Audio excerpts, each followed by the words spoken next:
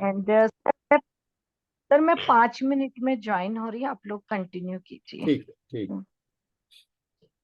हाँ, क्या पूछा राखी सर जी ये आपने? प्रायोगिक का क्या मतलब है? प्रैक्टिकल एस्पेक्ट क्या है उसका, मतलब कैसे देखते हैं इसको, पढ़ते हैं। प्रायोगिक मतलब प्रैक्टिकल, प्रयोग, एक्चुअल में इसको यूज करने के लिए क्या। ठीक है। हाँ, पढ़ी किताब है आपके पास? हाँ है। हाँ, पढ़ेंगी आप? अच्छा। हाँ। पढ़िए। संलेखना का प्रायोगिक स्वरूप।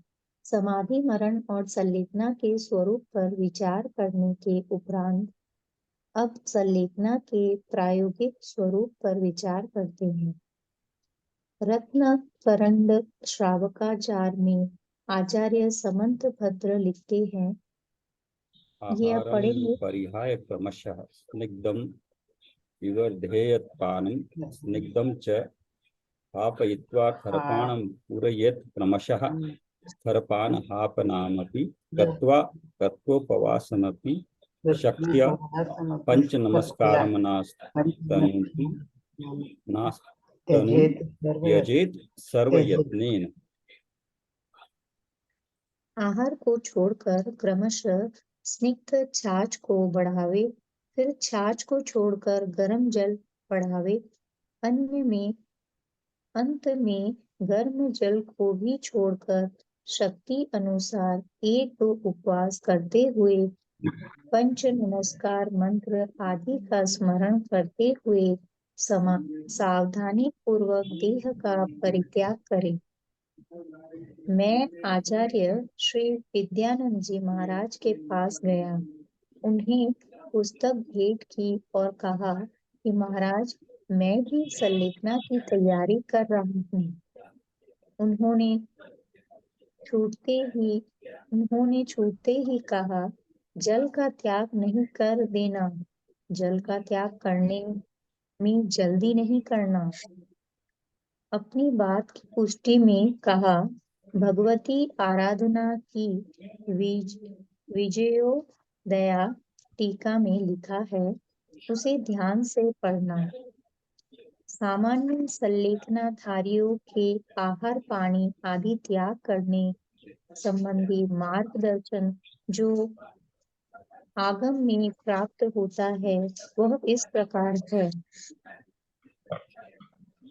असमर्थ श्रावकों के लिए भक्त प्रत्याख्यान की सामान्य विधि। हरिगुणवत्थमेतं परिग्रहं चण्डीगुण अवशेषं सगृहे जिना लये वा दिविहाहारस्य ओसरणं जं गुणै गुरुसया सम्मि सम्ममालोयुण तिविहेण सल्लेखनं चौत्थं सुत्ते सिक्खावयं भणियम्। वस्त्र मात्र परिग्रह को रखकर और अवशिष्ट समस्त परिग्रह को छोड़कर अपने ही घर में अथवा जिनालय में रहकर जो श्रावक गुरु के समीप मन वचन काय से अपनी भली प्रकार आलोचना करके पान के सिवाय शेष 3 प्रकार के आहार का त्याग करता है, उसे उपवासकाध्यायन सूत्र में संलेखना नाम का चौथा शिक्षा व्रत कहा गया है। ये खाद्य आध्यात्मपेक्षयाम्भो स्वाद्य और वा लेख्य। समाध्यर्थं विकल्पयेत् भ्रशं शक्तिक्षये जन्यात् जय्यात् तदप्यासन्न मृत्युकः। वीरेंद्र जी, ये 3 प्रकार के जो आहार बताए ना, खाद्य, स्वाद्य और लेख्य, इस खाद्य मतलब तो खाना हो गया, और इन 2 का क्या अर्थ है? ले तो पानी की तरह जो होता है ना, वो वाला है। स्वाद्य में मसाले वगैरह शायद आते हैं, ये दिया है कहीं पे इन्होंने, इसी में दिया, मैं बताता अच्छा। हूँ आपको। हाँ, ये व्याधि आदि की अपेक्षा से समाधि में निश्चल होने के लिए उस साधक को गुरु की आज्ञा अनुसार अथवा स्वविवेक से केवल पानी पीने की प्रतिज्ञा रख लेनी चाहिए, और मृत्यु का समय निकट आने पर जब शरीर की शक्ति अत्यंत क्षीण हो जावे तब उसे जल का भी त्याग कर देना चाहिए। यदि साधक को पित्त संबंधी रोग है अथवा ग्रीष्म आदि ऋतु है, मरुस्थल आदि का प्रदेश है या पित्त प्रकृति है अथवा इसी प्रकार का तृष्णा परिशह के उद्रेक को सहन न कर सकने का कोई कारण हो तो मैं पानी का उपयोग करूंगा, इस प्रकार का प्रत्याख्यान स्वीकार करें, क्योंकि इसके बिना उसकी समाधि संभव नहीं होगी। जब उसकी शक्ति अत्यंत क्षीण हो जाए और मरण निकट हो तो साधक उस जल का भी त्याग कर दे। मृत्यु का संशय या निश्चय होने की अपेक्षा भक्त प्रत्याख्यान विधि एदम ही देशयाले हुव कम्मो जीविदस्य जदि मध्यम एदम पच्चक्षाणम निथिन्ने पारणाहुज्य सवम आहार विह्यम पच्चक्षामि य पाणयम वज्ज वहिम च वोसरामि य गुह्यम तिविहेन सावज्जम जो कोई मध्य उवधि सभंतर बाहिरो य हवे आहारम च शरीरम जावज्जीवम य वोसरे। आचार्य वट्टकेर मूलाचार।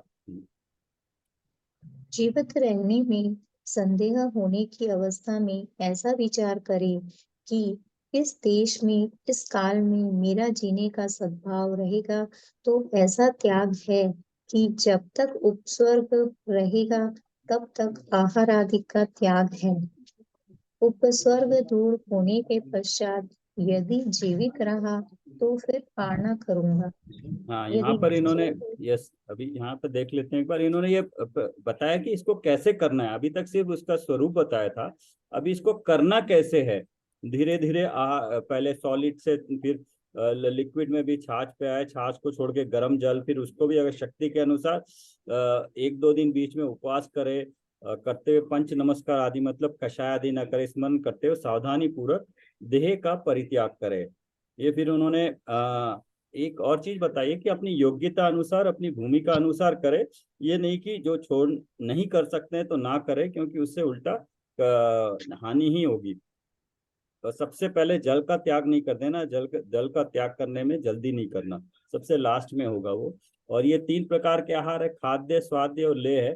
खाद्य तो जो खाने के होते हैं, स्वाद्य होते हैं जो स्वाद डालने के लिए होते हैं, और लेह होते हैं जो लिक्विड टाइप होते हैं, लेई वगैरह, इनका त्याग करता है।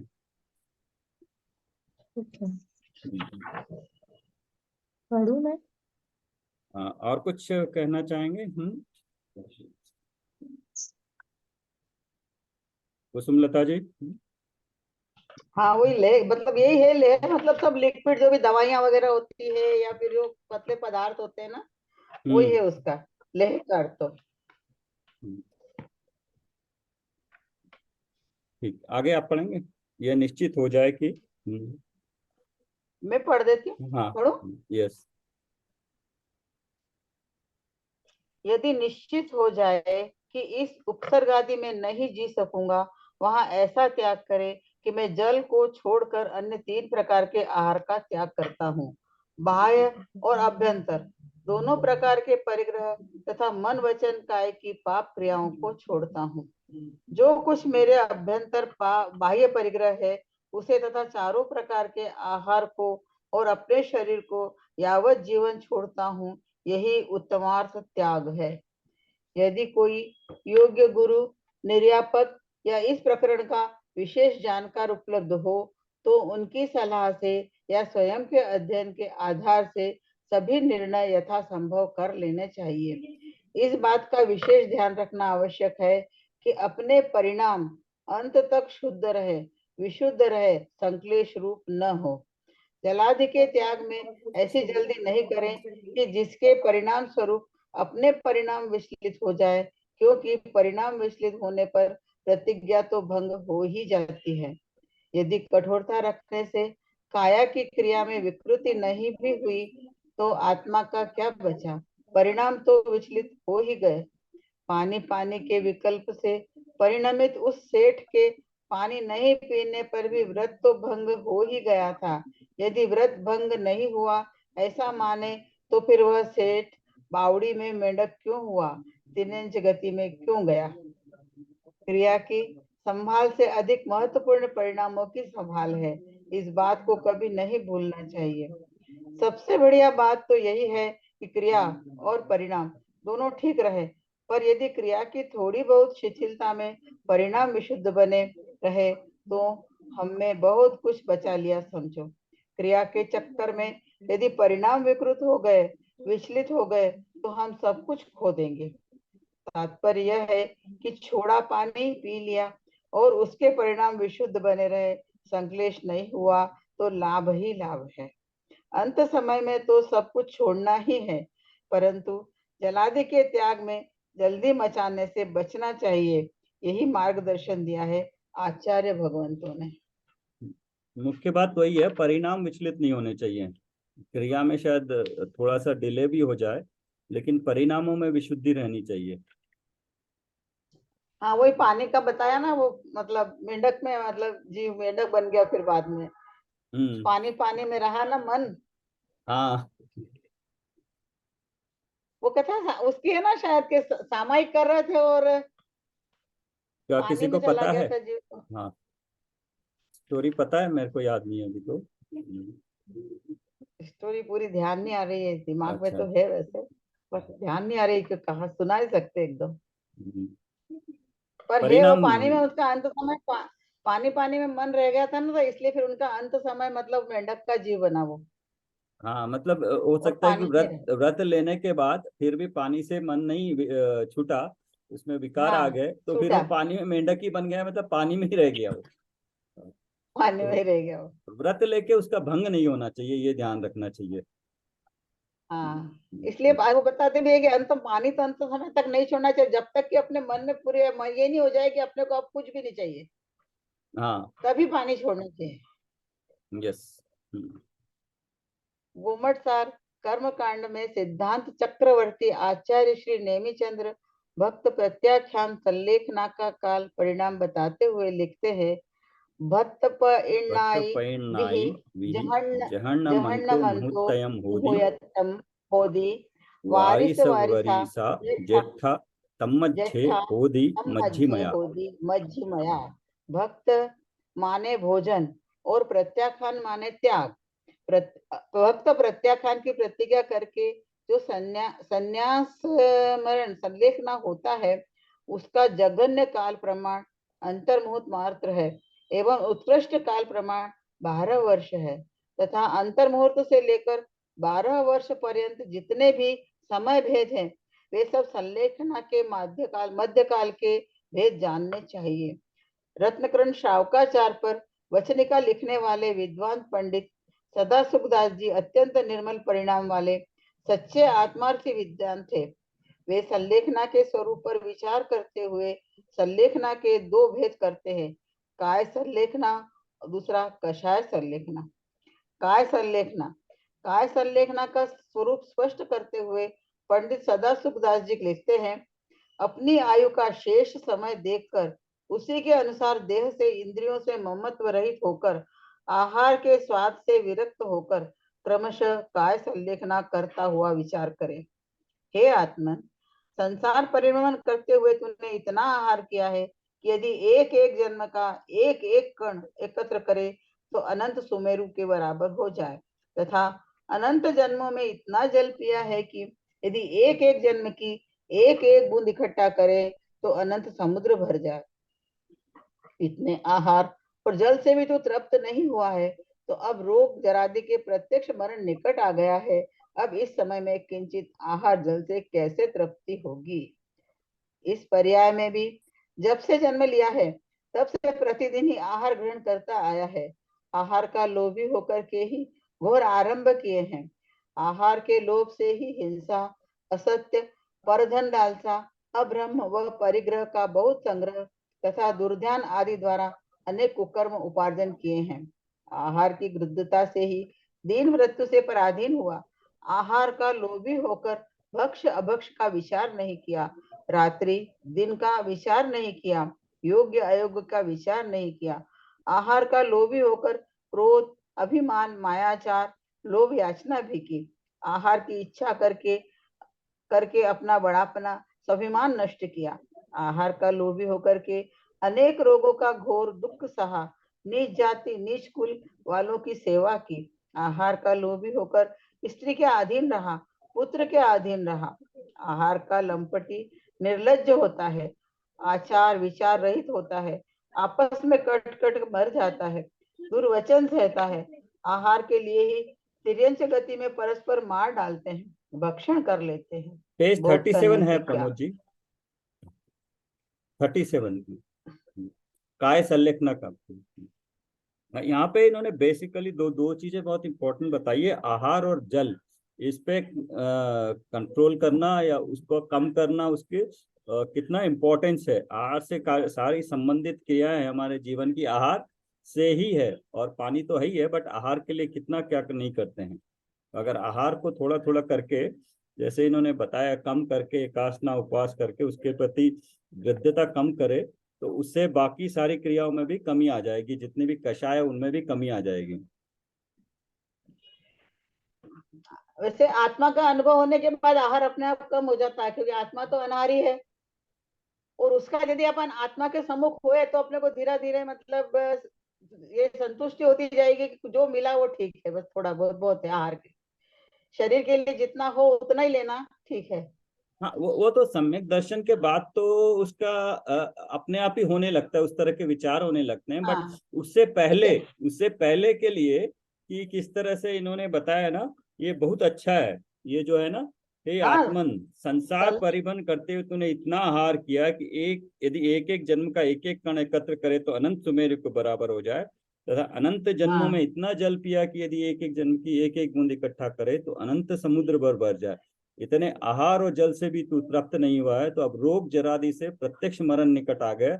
अब इस समय में किंचित आहार जल से कैसे तृप्ति होगी। ये वापस जैसे अपने हाँ उसमें समझाने के लिए बहुत अच्छा है ये कि हाँ, अगर बहुत इच्छा अच्छा भी है। करे, उसी के इच्छा भी होकर के करे। अपन उसी का लोभी हो जाते हैं तो घोर दुख उठाना पड़ता है, सबके अब मुंह देखने पड़ते हैं अपने को। तो कह हाँ, रहे आहार का लोभ स्त्री के अधीन रहा, पुत्र के अधीन रहा, कि कोई हमें मतलब ये दे दे, तो आहार का थोड़ा सा वो हो जाए तो थोड़ा सा ठीक रहता है। फिर अगर संलेखना हो सकती है, नहीं तो संलेखना नहीं होती फिर। हाँ, हो सकता है हमें वर्तमान की भूमिका में संकल्प पूर्वक, बुद्धि पूर्वक या मन मार के भी करना पड़े, बट शुरू में कषाय भी होगी।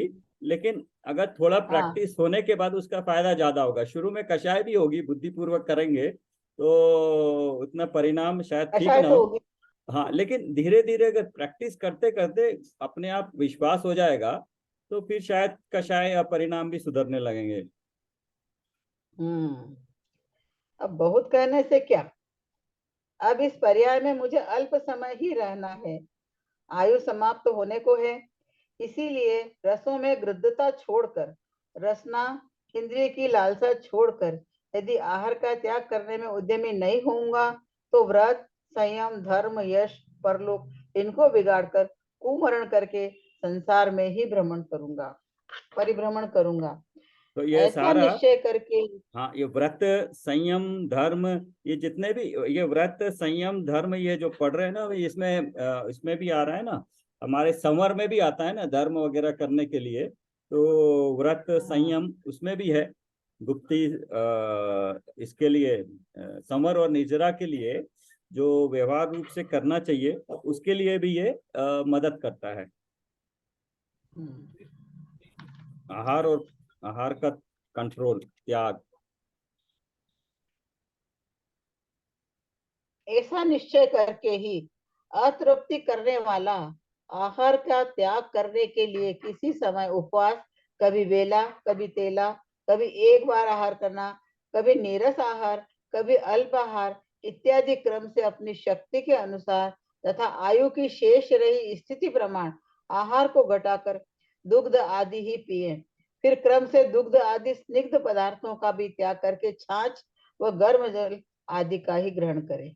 ये स्टेप वाइज बता फिर दिया है कैसे फॉलो करना है। एकदम करने की जरूरत नहीं है, बट कैसे स्टेप बाय स्टेप अपने आप पे करते करते विश्वास आएगा, कर सकता है, तो धीरे धीरे ये करते हुए आगे बढ़ सकता है। एकदम कुछ भी त्याग करने की जरूरत नहीं, धीरे धीरे करे, उपवास करे, एक आध दिन करे, 3 दिन का करे, एक बार आहार करे। वैसे ही उसमें भी दिखाया है ना कि एक उपवास से ज्यादा एक दिन में अगर हम खाना खाते हैं, लेकिन अगर उस पे थोड़ा सा कम खाएं भूख से, तो वो ज्यादा महत्व रखता है, उस पे हमारा संयम दिखता है। वो इम्पोर्टेंट है। रोज खाते हैं तो उसमें भी अगर थोड़ा बहुत संयम करे तो उससे भी हमें बल मिलता है अपने को। बट ये है कि धीरे धीरे करते रहना चाहिए, कुछ ना कुछ शुरू करके करते रहना चाहिए। फिर क्रम से जलादि समस्त आहार का त्याग करके अपनी शक्ति के प्रमाण उपवास करते हुए पंच परमेष्टि में मन को लीन करते हुए धर्म ध्यान रूप होकर बड़े यत्न से देह को त्यागना, उसे संलेखना जानना चाहिए।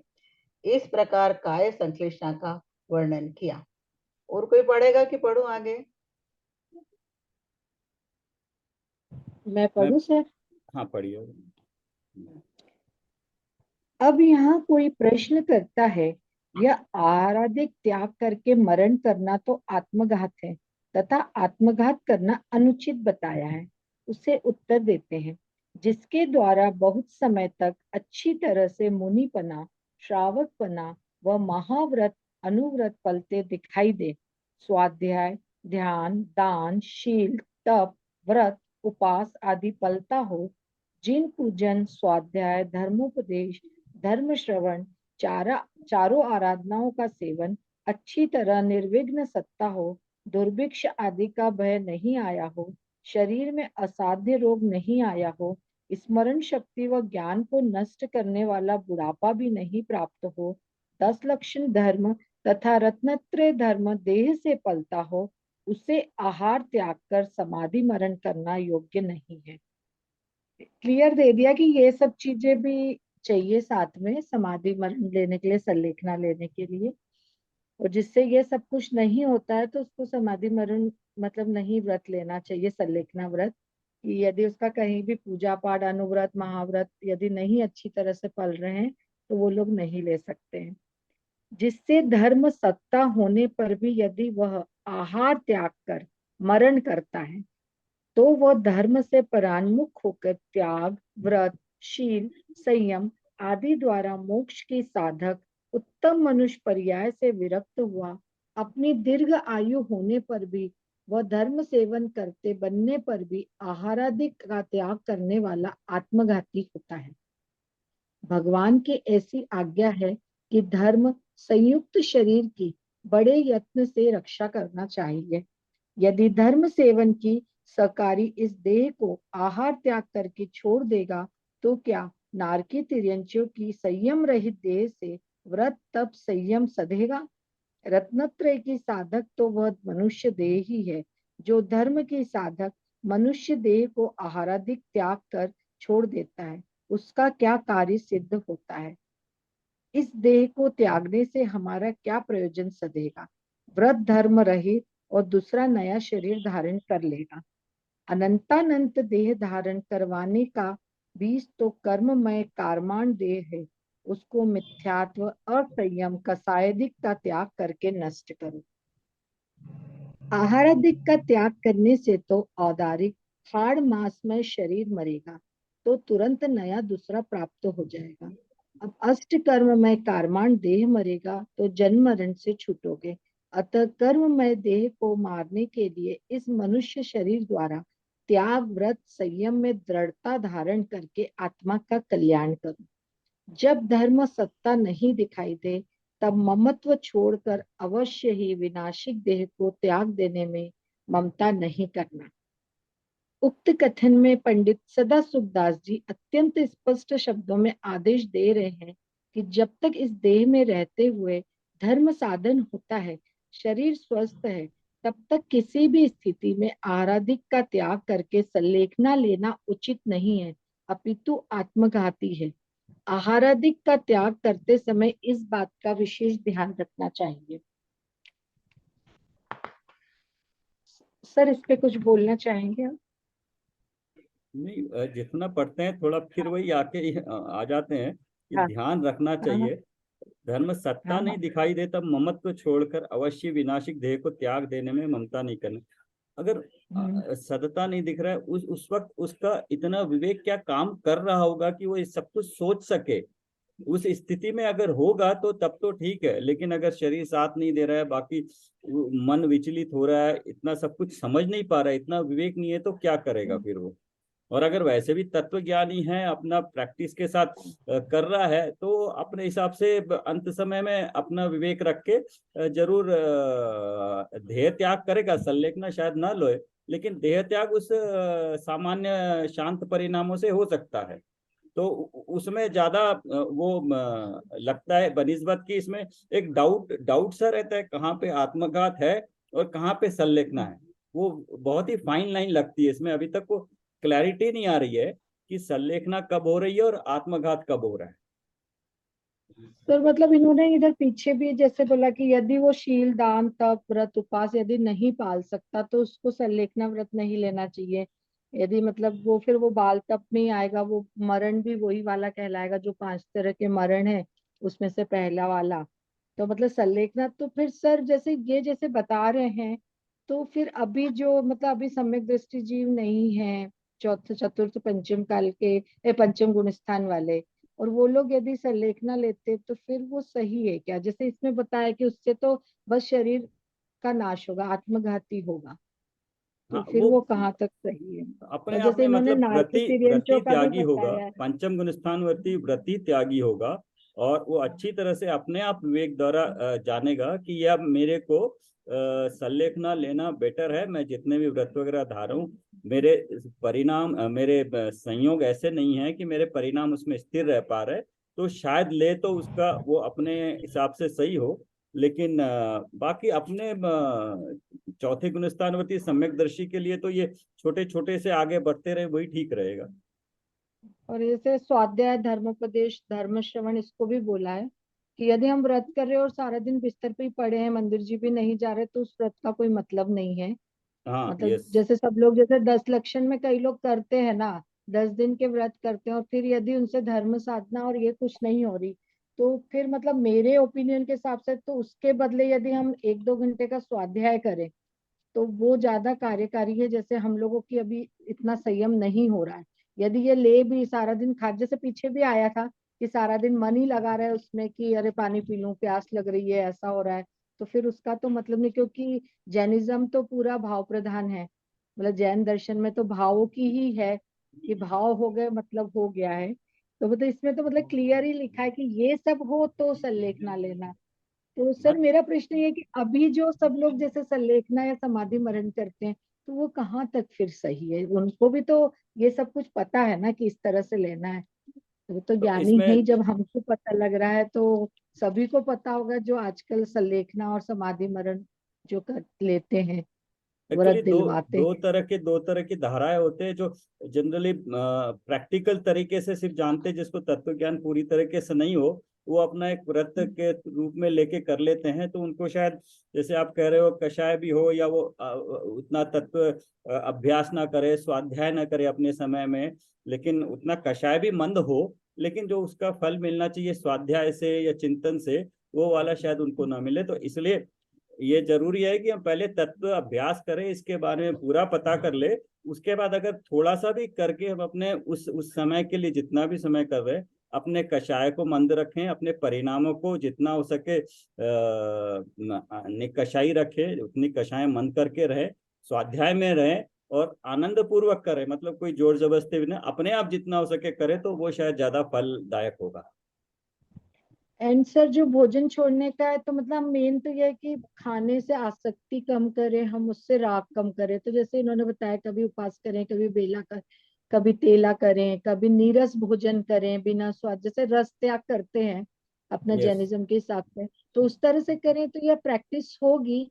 और यदि हमारे भाव मतलब नहीं होते कि जो चीज छोड़ दी, और वैसे भी यदि छोड़ा तो वो भाव में भी नहीं आना चाहिए कि हम उसको खाएं या उसका कोई अल्टरनेटिव ढूंढे, तो वो भी गलती है कि मतलब खाने के प्रति राग तो छोड़ा नहीं है। तो प्रैक्टिस करें संयम, तो मतलब मनुष्य भाव में ही कर सकते हैं। इन्होंने पीछे दिया भी है नारकी तिरंचों की संयम रहित देह, तो अभी तो हम लोग बहुत असंयमी हैं, तो जस्ट लाइक हम भी नारकी और तिर्यंची की तरह ही है, क्योंकि संयम तो हमारे में भी नहीं है अभी।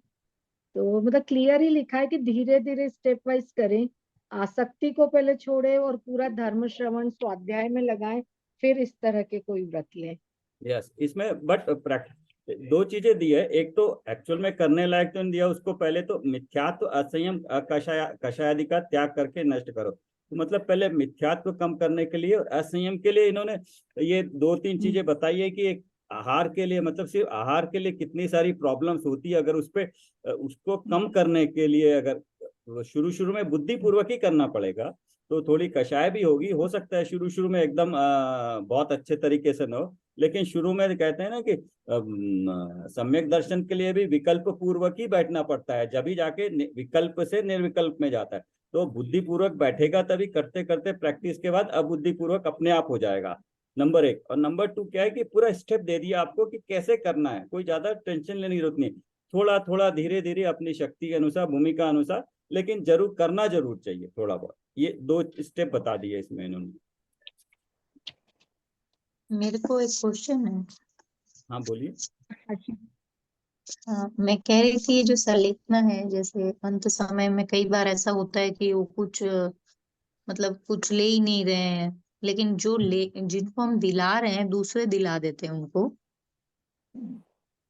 तो उनको फिर वो कैसे रहता है? उनको तो अभी वैसे कुछ हाथ भी नहीं जोड़ पा रहे हैं, वैसे उनको कुछ ज्ञान नहीं है, जैसे कुछ खा पी नहीं रहे, तो ऐसे लगता है कि अब डॉक्टर भी कह रहे हैं कि नहीं चलेगा, तो फिर घर वाले ही दिला देते हैं। तो उसमें आ, उनको फिर नहीं राखी जी, कैसा ये फल? तो मतलब नहीं है सही, क्योंकि एक इसमें ये भी ऑप्शन है कि स्मरण शक्ति, विवेक होना चाहिए। मतलब जो लोग छोड़ रहे हैं हाँ। उनको वो पता होना चाहिए कि मतलब वो हम्म। मतलब अपने उसमें ध्यान में, मतलब स्मरण में रहे उनको कि हमने इसका त्याग किया लेकिन है। जैसे अक्सर अब वो देखा अब जाता है, उनकी मतलब सांसें तो हाँ चल अपने, ही रही है ना। हाँ, नहीं सांसें चल तो रही है, उसकी पर उनकी उनको चल यदि रही है। अब यदि शरीर एकदम उनको कुछ शिथिल हो गया, ऐसे मालूम नहीं, सुन पा रहे हैं कि नहीं, मतलब समझ भी रहे हैं क्या आप दिला रहे हो, तो उनकी क्या भावना अंदर की, वो तो हमें कैसे समझ आएगा? पर अब हमें भी नहीं पता ना कि हमने उनको दिलाया व्रत, और यदि हम नहीं दे रहे और अंदर से उनके भाव ही हो रहे हैं कि पानी पीना है। जैसे अक्सर देखा जाता है कि लास्ट समय में अधिकतर जगह ऐसा सब त्याग करवा देते हैं, पर अब पता नहीं हम्म। यदि वो बोल भी नहीं पा रहे, पर इसमें एकदम क्लियर लिखा है ना स्मरण शक्ति, और इसका लिखा हुआ है कि मतलब मतलब वो तो होना चाहिए, मतलब चेतना जरूरी है कुछ भी त्याग करने के लिए, मतलब मेरे हिसाब से। तो सर आप क्या कहना चाहते हैं इसके बारे में, यस, कि यदि उसमें पता विवेक ही नहीं है उस विवेक होना व्यक्ति चाहिए। विशेष यस। को, हाँ मतलब उसको मतलब ये तो पता होना चाहिए कि मैं इसका त्याग कर रहा हूँ, यदि कोई नहीं, दिला मतलब भी रहा वो है तो। जैसे अभी बोल ही नहीं पा रहे हैं, अभी मालूम नहीं कि वो अंदर कितना समझ रहे हैं, वो नहीं, मुंह लेकिन से नहीं उन्होंने बोल पहले पा रहे हैं। ये जब भी संलेखना ली होगी एक तरीके से ली होगी, गुरु के पास जाके ली होगी, और अपने सब आसपास वालों को पहले कुछ वार्निंग दी होगी, कुछ चेतावनी दी होगी कि मैं ऐसे जा रहा हूँ, मैं ऐसा होगा तो मुझे ऐसा करना चाहिए। या कई सारे कहते हैं ना कि जैसे कि मुझे हॉस्पिटल ले जाना ही नहीं, अभी विद्वान लोग भी कहते हैं मुझे हॉस्पिटल में हम्म। ले जाना ही नहीं है, घर में ही रहना है। तो इस तरह से अगर वो हम्म। इन्फॉर्म कर देते हैं तो घर वाले भी समझ समझ जाते हैं कि क्या करना है। और इनफैक्ट अगर वो भी तत्वज्ञानी तो वही समझेंगे कि आखिरी समय में उल्टा ये दिखा, अभी लास्ट पैरा में दिया था ना कि उनको अच्छी तरह समझाते हैं कि आपने ये व्रत लिया है, आपने इतना आहार खाया, इतना पानी पिया है, और अभी आप व्रत को तोड़िए मत, और आप इसको अच्छी तरह संभाल कर आप अपनी अंतिम क्षण को खराब ना करिए। इस तरह से वो उसको उपदेश भी दे सकते हैं, समझा भी सकते हैं। और कहते हैं ना कि एक अंतर्मुख चाहिए। ये जितना भी तत्व ज्ञान का अभ्यास होता है, तो अगर जो भी जीव आखिरी समय में भी अपने अगर बोल नहीं पा रहा है, अगर कुछ कर नहीं पा रहा है, लेकिन अगर वो सिर्फ सोया है और उसकी चेतना जागी है, शायद कोमा में भी है, कहते हैं अगर उसको सुना दे और उसको हम अगर निमित्त बन जाए, नमोकार मंत्र ही, और उसको वो ज्ञान अंदर में आ जाए, तो एक अंतर्मुहूर्त में सम्यक दर्शन पूर्वक भी उसके देह त्याग हो सकता है। तो इसलिए अंत के समय में कहते हैं ना कि उनको नमोकार मंत्र सुनाइए, तो तभी कार्यकारी है जब उसने पहले तत्व ज्ञान कर रखा है और उसको सडनली इतना संयम जाग जाए, उसका स्मरण हो जाए कि वो अपने स्वभाव में चला जाए। और एक अंतर्मुहूर्त चाहिए सम्यक दर्शन होने के लिए, सम्यक के लिए, जो कि बहुत ही कम समय है।